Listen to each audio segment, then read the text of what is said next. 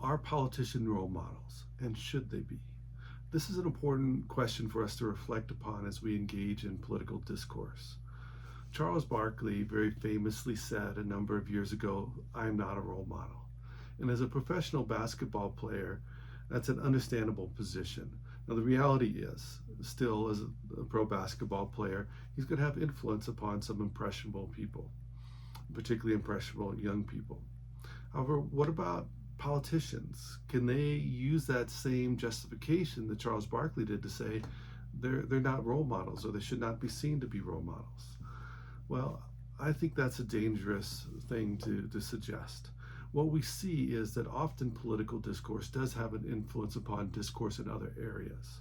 So when we have politicians that are deceitful, lie, call names, all of these other things, and don't take responsibility for any of this, then what we can expect is that we're going to see that in a lot of people. Now, with professional athletes, the influence may be more upon younger people, um, children, teens, young adults. But I think what we're really seeing with the influence of politicians is they tend to set the tone for discourse, not just with younger people, but with older people as well. And this is going to trickle down then through not only the direct influence on younger individuals, but also through the modeling they're seeing from other adults. What is clear is that we've seen a lot of deterioration in the type of conversations that we've seen from politicians, particularly since around 2015. It has really gone downhill with a lot more lies, a lot more name calling, justification of inappropriate behavior, including sexism, racism, these other things. We've seen a lot more of that happen in the political discourse.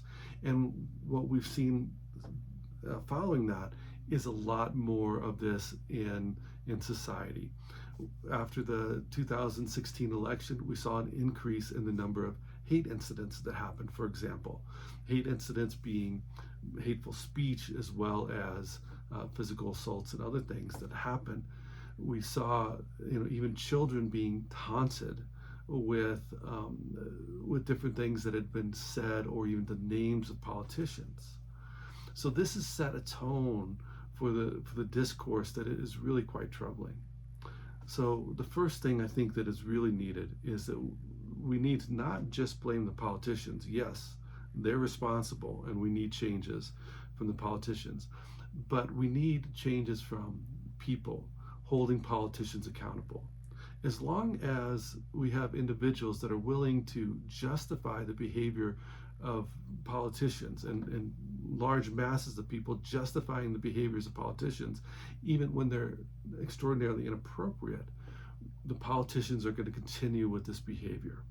Unless the people and the media hold politicians accountable, we're going to see politicians continue to engage in this type of behavior. So, yes, politicians are responsible, but so are the people that are justifying, not holding accountable, and are emulating the type of behavior that we're seeing from politicians. And we're seeing this on a wide level. So we need some significant changes here. We need more accountability.